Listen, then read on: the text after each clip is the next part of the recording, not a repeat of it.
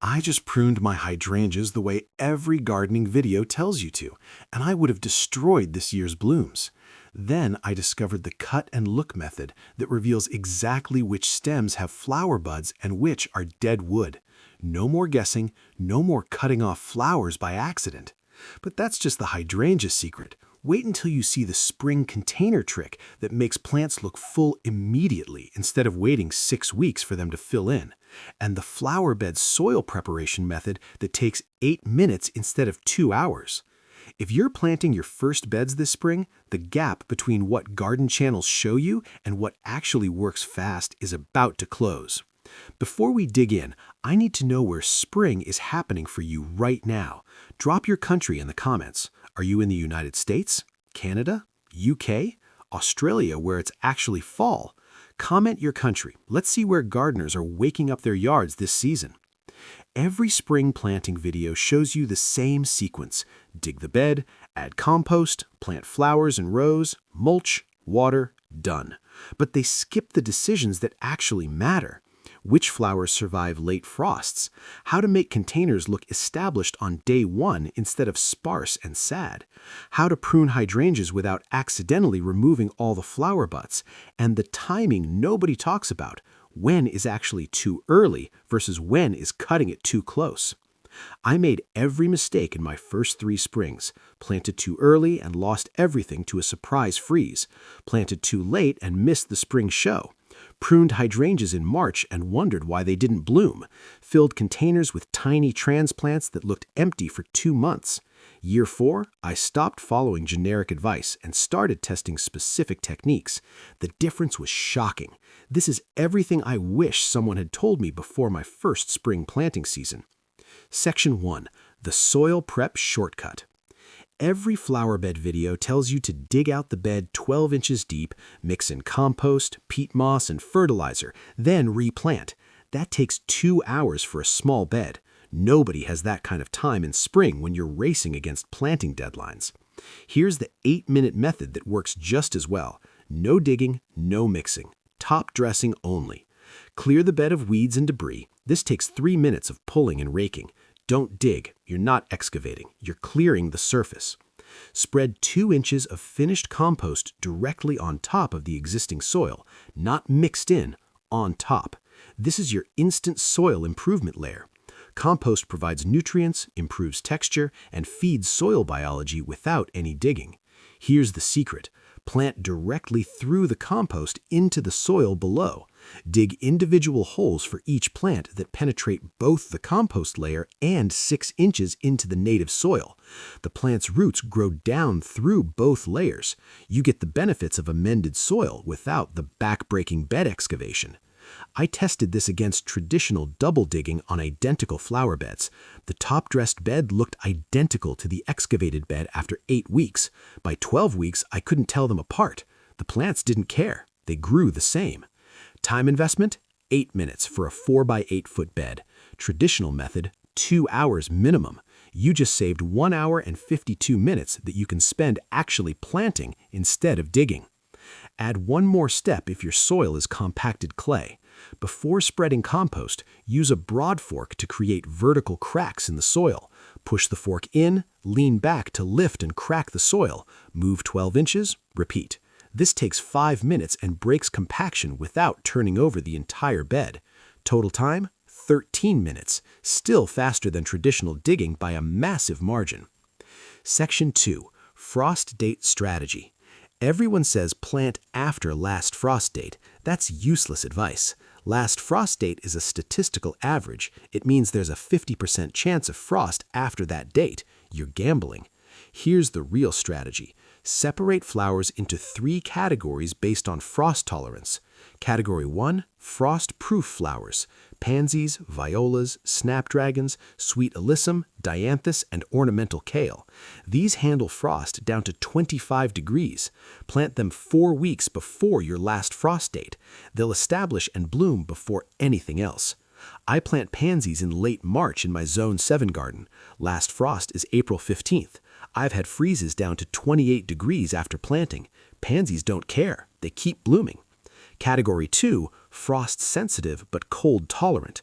petunias, calibrachoa, verbena, and lobelia. These die at 32 degrees but tolerate cold nights in the 40s. Plant them 1 week after last frost date. By then, the risk of hard freezes is minimal. Cold nights won't kill them, but frost will. Category 3, heat lovers that sulk in cold. Zinnias, marigolds, celosia, vinca, and begonias. These need soil temperatures above 60 degrees to grow. Plant them 2 weeks after last frost date when nights are consistently above 50 degrees. The mistake everyone makes is planting everything at once after last frost. That means your frost-proof flowers could have been blooming for a month already, and your heat lovers are sitting in cold soil, not growing, wasting time. Stagger your planting across 6 weeks, frost-proof first, frost-sensitive 1 week after frost date, heat lovers 2 weeks after. This gives you continuous color and optimal growth conditions for each plant type. Section 3. The Instant Full Container Method. Spring containers in every garden video look sparse, 3 or 4 small plants with 6 inches of space between them. The advice is they'll fill in. Yes, in 6 to 8 weeks, but you want impact now. Here's how to make containers look established on planting day. Double the plant count and use a 3-layer planting density method. Start with a large container, 16 to 20 inches in diameter minimum. Fill with quality potting mix to 3 inches below the rim. Layer 1, vertical thriller. This goes in the center back if the container is viewed from one side, or dead center if viewed from all sides. Use a tall plant like a spike, ornamental grass, or upright salvia. This creates height immediately. Layer 2, mounding fillers. These go around the thriller. Instead of 3 or 4 plants like traditional advice, use 8 to 10. Space them 3 inches apart, not 6 inches. They'll be crowded, but that's the point. Immediate fullness. For a 16-inch container, I use 9 petunia or calibrachoa plants in the filler layer. Every video tells you to use 4. That's why their containers look empty. 9 plants create instant color mass. Layer 3. Spillers around the edge. These trail over the rim. Use 6 to 8 spillers instead of 3. I plant sweet potato vine, bacopa, or trailing verbena every 4 inches around the entire rim. Total coverage from day 1. Let's do the math. Traditional advice for a 16-inch pot. 1 thriller, 4 fillers, 3 spillers. Total, 8 plants. Instant full method, 1 thriller, 9 fillers, 7 spillers. Total, 17 plants. Yes, this costs more upfront, but the visual impact is worth it. Your container looks like it's been growing for 2 months on the day you plant it.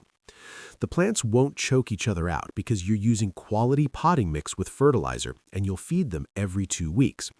The density actually benefits the plants because they shade the soil, keeping roots cooler and reducing water evaporation. Quick pause.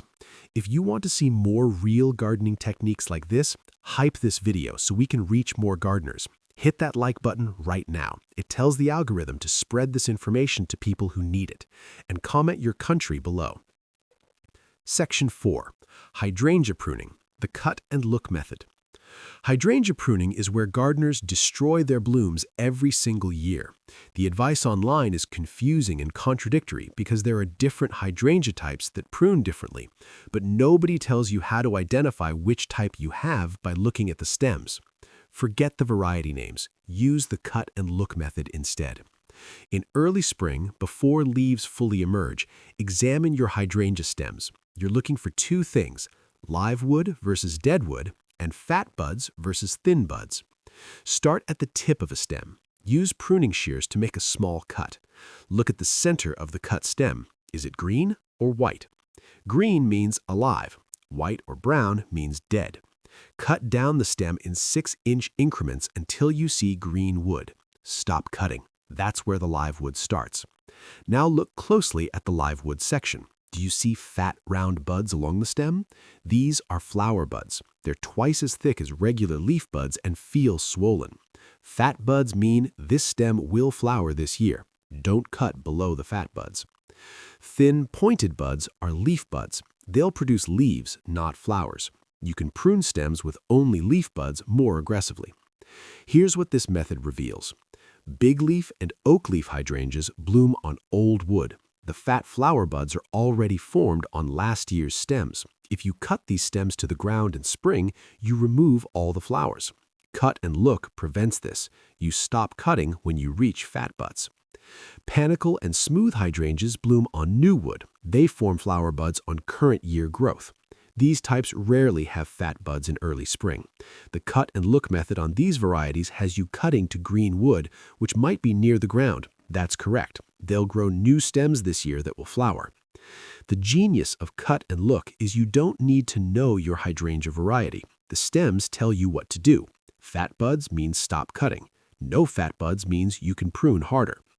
I use this on all my hydrangeas. I cut, I look, I decide. It takes 3 minutes per plant, and I haven't lost blooms in 4 years.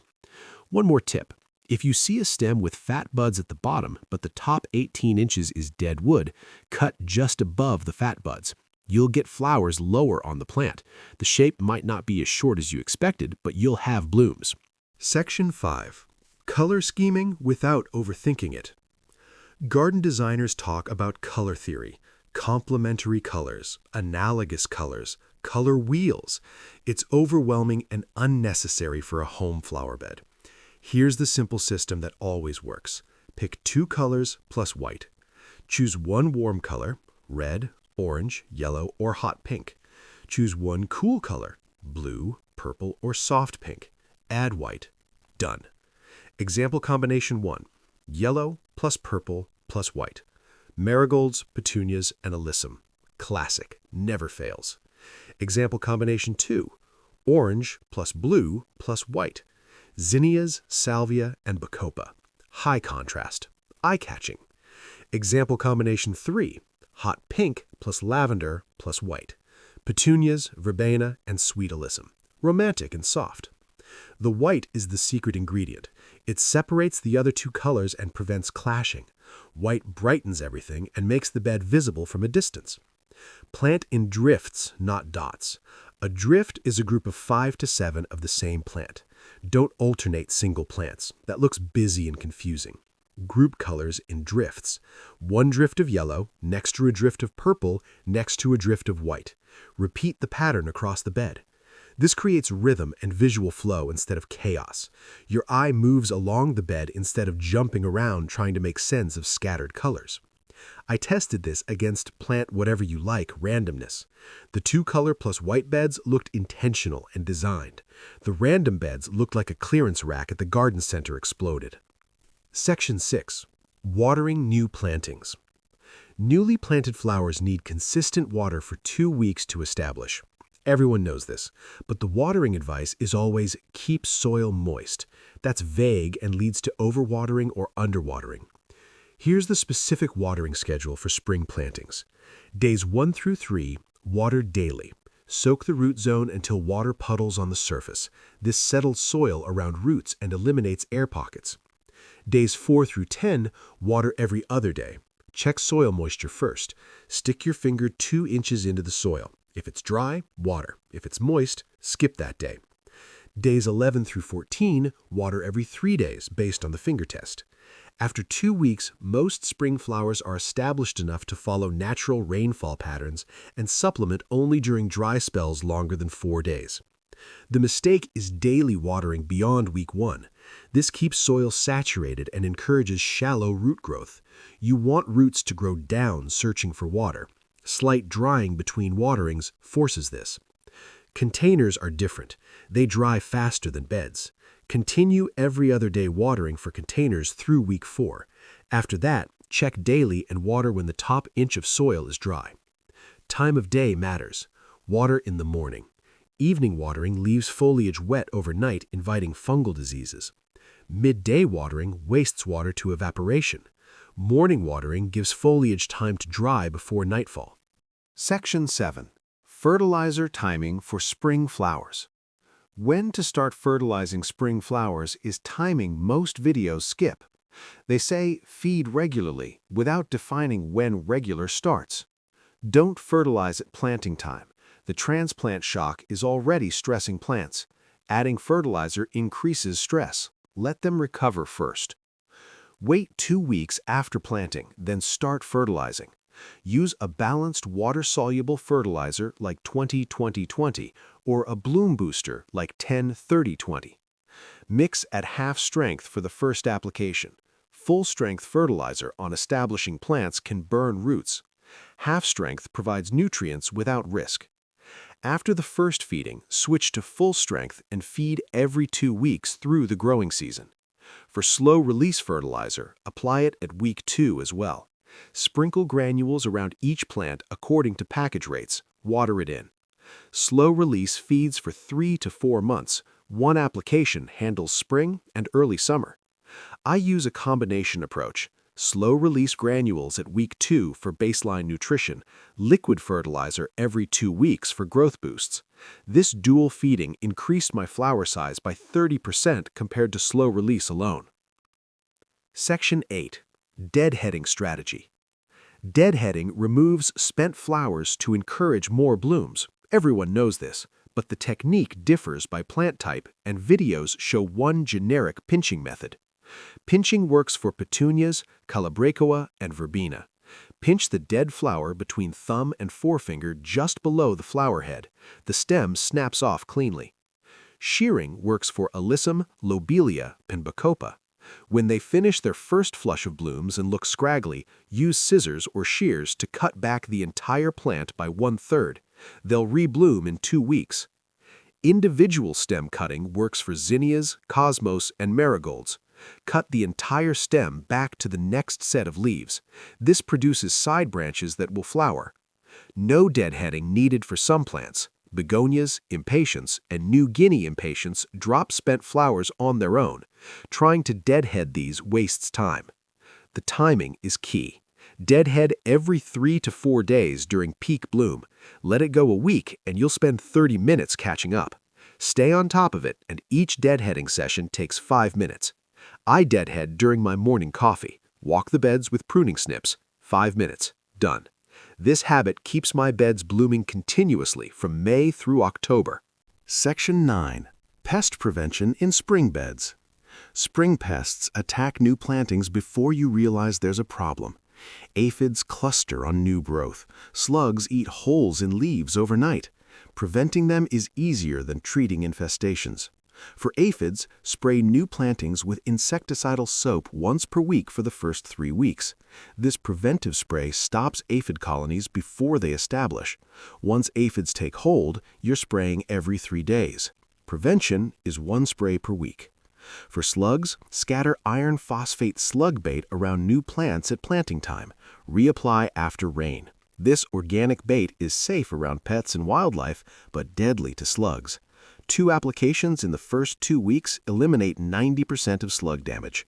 For deer and rabbits, spray plants with repellent containing putrefied egg solids or garlic oil. Reapply weekly and after rain. The smell is undetectable to humans after it dries, but repels browsers effectively. I learned this the hard way. Year 1, I planted a beautiful bed. Aphids destroyed it by week 3. Year 2, I planted and started spraying preventively. 0 aphid damage. Section 10. The mulch finish. Mulch is the final step everyone rushes through. They dump mulch on top of plants, bury stems, and create disease conditions. The correct mulch application: spread mulch 2 to 3 inches deep, keeping it 2 inches away from plant stems. This gap prevents rot and allows air circulation. Use shredded hardwood mulch for flower beds. It breaks down slowly, looks natural, and doesn't float away in heavy rain like pine bark nuggets. Mulch serves 3 purposes: weed suppression, moisture retention, and finished appearance. A properly mulched bed looks professional and requires 50% less weeding. Spread mulch after plants are established, not on planting day. Wait 1 week. This lets you see the bed, make adjustments, and ensures you don't bury small plants. I mulch in week 2 after planting. The bed is established, watered in, and ready for the finishing touch. 2 inches of mulch completes the look and reduces maintenance for the rest of the season. First flower bed of spring, planted in 8 minutes instead of 2 hours. Containers that look full immediately instead of sparse. Hydrangeas pruned correctly using cut and look instead of guessing and destroying blooms. This is spring planting that actually works in real time with real results. Stop following advice that assumes you have unlimited time and perfect conditions. Start using techniques designed for real gardeners with busy lives and imperfect yards.